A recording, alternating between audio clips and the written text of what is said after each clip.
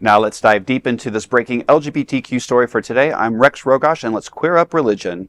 A new pope is chosen, and the LGBTQ faithful hold out hope.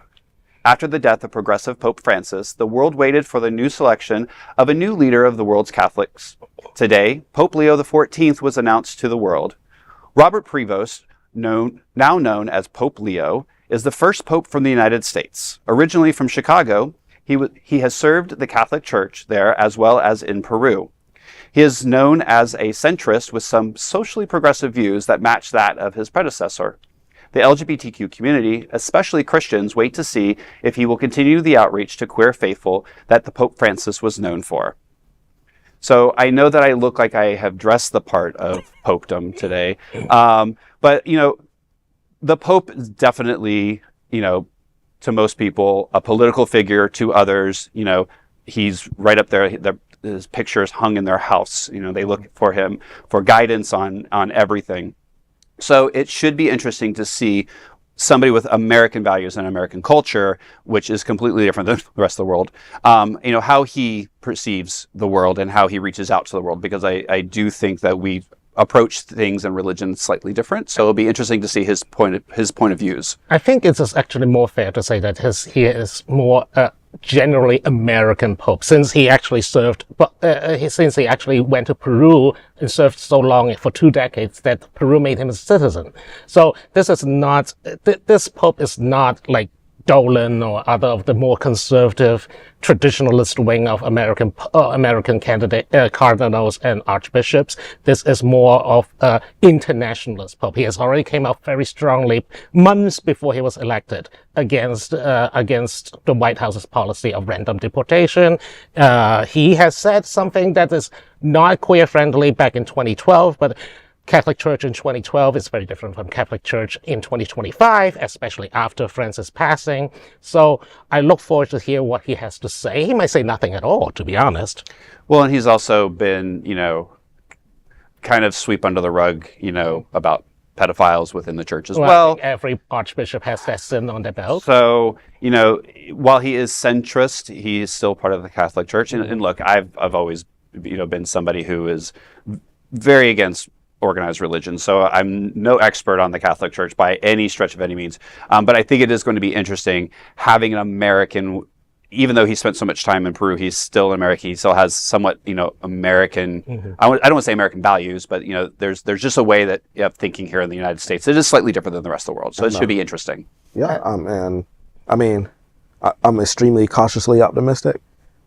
In 2012, I wasn't quite gay friendly and I turned out to be gay. So, I'm going to just wait and see what happens. Pope Francis also, before he became the Pope, he also had a history of really conservative things. And a lot of people, President Obama wasn't quite for gay marriage, until his second term. So I'll just wait to see. I'm not Catholic, so it doesn't necessarily affect me, but I know that they have a lot of influence over, especially here in America, him being an American Pope now, that's going to have a lot of impact on the Catholic community, especially here in the States. As someone who was raised Catholic, here you were saying in 2012 you weren't as gay friendly and you turned out to be gay. I'm like, I think we could say that about a lot of cardinals these days too. A lot of people talk about this left or right in the Catholic Church, and I think that we're instantly want to do it like American politics, the description. But I think the most fascinating thing was reading in the Wall Street Journal. I know, a very left-wing publication that I tend to read, but it's their finances that are the biggest issue hitting the church right now. It's not their theology. I think this pick had more to do with he worked at a high-level position with Francis. Francis came in after Benedict. Benedict resigned a month after the Italian bank. So your bank is so messed up where you're not doing transactions with you anymore. Right. And that led to that Pope resigning in some ways. And it's just, that's how much of a big deal. Their pension system is a mess. You see all those pretty young men, those pretty Italian Swiss men that were doing all the military looking things the Swiss today. Yeah. They need pensions. Nuns need pensions. There's hundreds of millions to billions of dollars at stake. There was a report that, when Francis came in, he was trying to clear out, I think it's called the Chiori. It's a bureaucracy. Yes. And he hired an auditor And they led to situations where bishops or cardinals were literally having sacks of cash because they didn't want to go through the processes. The auditor's office got broken into, and then a bishop apparently held the auditor at his office for 12 hours, may have kidnapped him. It's a little unclear. The auditor quit. Francis spent most of his papacy dealing with that.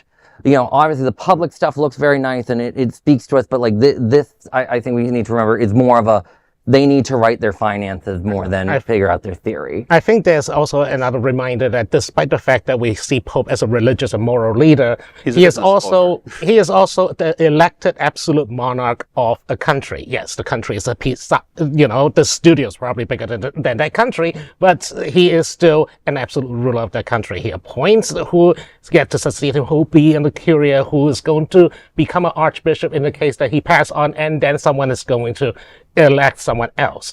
He used an immense influence, and if that means that the candidate who got elected is a competent manager that can bring them back from the brink of financial ruin, so be it. Yeah. Right, and I also have to say one last thing on this story is I just want to say, Pope Rex, you look divine today. For someone who's not into organized religion, you don't have a disorganized outfit. I thank you very much. And that is our big LGBTQ story for today. There is no other queer nonprofit media platform like this in the entire world. Support our LGBTQ stories by subscribing and sharing Queer News Tonight.